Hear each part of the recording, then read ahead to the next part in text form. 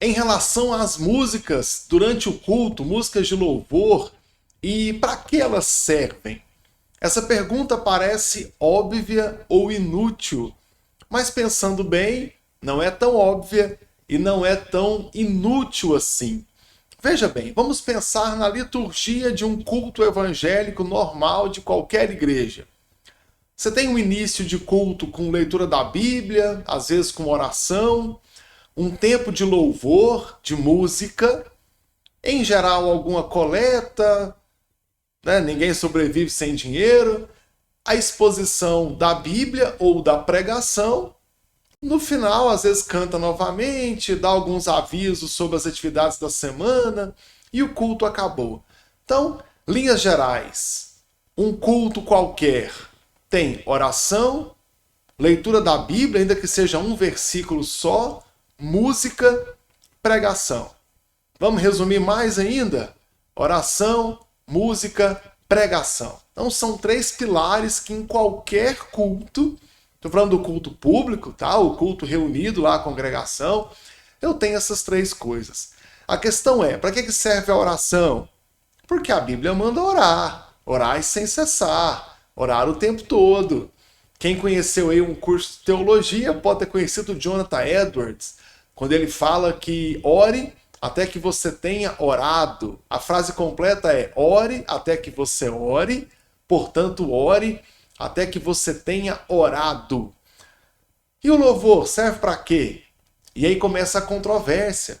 Vai ter gente dizendo que o louvor é para tirar aquele clima pesado do dia. A pessoa tem lá um patrão chato, um emprego chato, tem problemas com o trânsito, com o marido, com o cliente, com o vizinho, com tudo.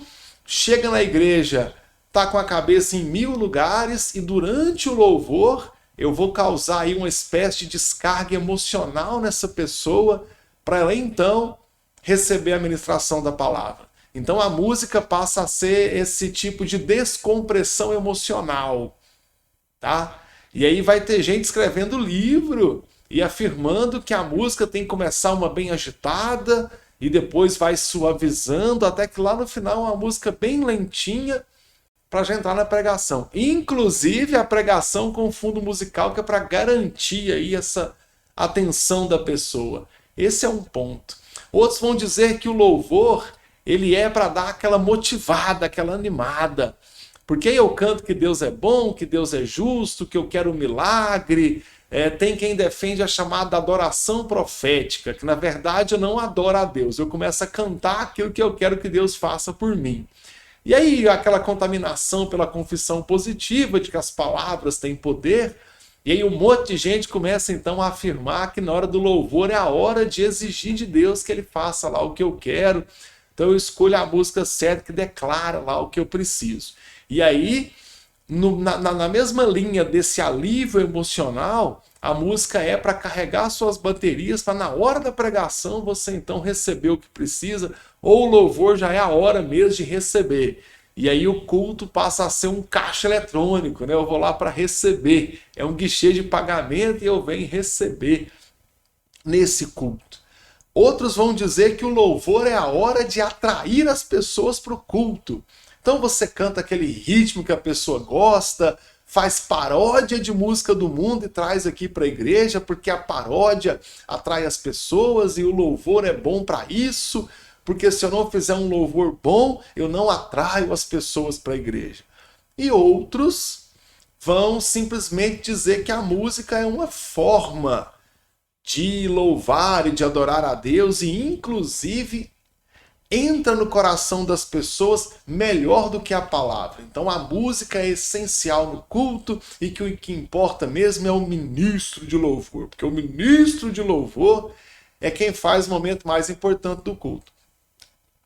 Ao cúmulo de uma cantora famosinha aí falar que se Jesus vivesse hoje, ele teria uma banda de música, porque o que toca hoje é a música.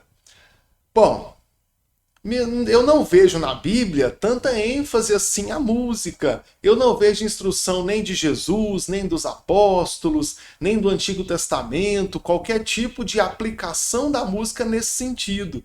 Seja de um alívio do estresse do dia, do meu estresse ao longo da minha rotina de trabalho para poder adorar a Deus. Eu não vejo a música sendo utilizada para trazer algum tipo de motivação interna para então conseguir adorar a Deus.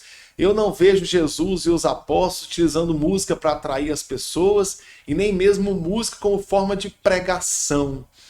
Eu vejo a música como sendo mais um elemento do culto e que deve ser utilizado como adoração a Deus. Essa é uma coisa que eu já fiz muito na igreja e sempre que eu tenho oportunidade eu repito.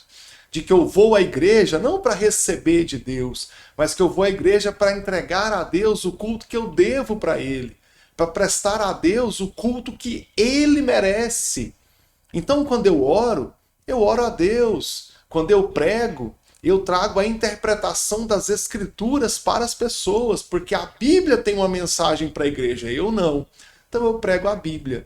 Quando eu não sou pregador, eu estou ouvindo a pregação, eu quero ouvir a voz de Deus através da pregação, seja lá quem estiver pregando. E quando eu adoro a Deus com música, é a mesma coisa. Eu tenho que render a Deus louvor, graça, eu tenho que adorá-lo. Então isso parte de um ritmo que seja, que não chame a atenção mais do que a letra da música, isso é um problema. A minha crítica à dança no culto é justamente essa, porque muitas vezes está lá aquele tanto de adolescente nada, a igreja inteira, muitas vezes tem velho de cabeça branca lá, mais do que eu, tentando concentrar no passinho e não tenta se concentrar em Deus. Então, para mim, não pode ter dança no culto, porque ela acaba sendo uma distração. Tá? Tem vários outros problemas, mas vou ficar só com esse da distração agora. Então, a música no culto, ela é o quê? Ela é um elemento de adoração. Então, o ritmo bem escolhido, bem tocado, claro que sim, ué. Se eu quero pregar, eu tenho que estudar, tenho que me qualificar para que seja uma boa pregação. Se eu quero tocar, então que seja também com instrumentos muito bem afinados, de boa qualidade, com pessoas que têm boa técnica, não deixe de ser uma apresentação. Então dá o seu melhor a Deus. Na letra da música, letras cristocêntricas, que adoram a Deus, que reconhecem a glória de Deus. Tem uma música, para não falar de todas, que me irrita quando canta. A música fala que Deus sobe as montanhas para te encontrar. Peraí, se Deus anda escalando montanha, então Deus é menor do que a montanha? Que Deus pequeno é esse? E escalada é algo difícil. Então Deus tem que se esforçar muito para subir a montanha, porque seu Deus é menor do que a montanha e ainda tem dificuldade de subir, tanto é que chama de escalada o movimento. E outra questão, se Deus sobe a montanha para te encontrar, o centro da música é você e não é ele. Quando o príncipe encantado, lá na história lá das princesas, que tem tantas por aí, o príncipe vai salvar a princesa, o centro é a princesa. Tanto é que ninguém sabe nome de príncipe nenhum, mas já as princesas têm inúmeros nomes, e a história é da princesa, nunca é do príncipe. Quer dizer que o centro daquela música nunca foi Jesus, mas foi a pessoa que canta. Então, eu preciso pensar o seguinte, o que eu estou cantando a Deus, eu estou adorando a Deus? 3 elementos básicos do culto: oração, cânticos, pregação. A oração é a Deus, é em reverência, é em adoração. A pregação é sobre Cristo, sobre salvação, é em reverência, é esperando ouvir a voz de Deus. Então, por que a música está sendo diferente? Não está sendo em reverência, ouvindo a voz de Deus e dando a Deus, prestando a Deus o culto que Ele merece.